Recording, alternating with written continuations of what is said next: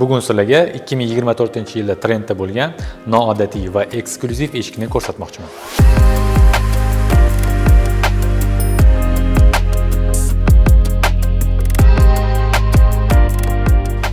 Shponlarning terilishiga ahamiyat beringlar. Italyanskiy eksklyuziv shponlardan foydalanilgan. Tashqari tomonda bunaqa varianti, ichki tomonda boshqacha variant.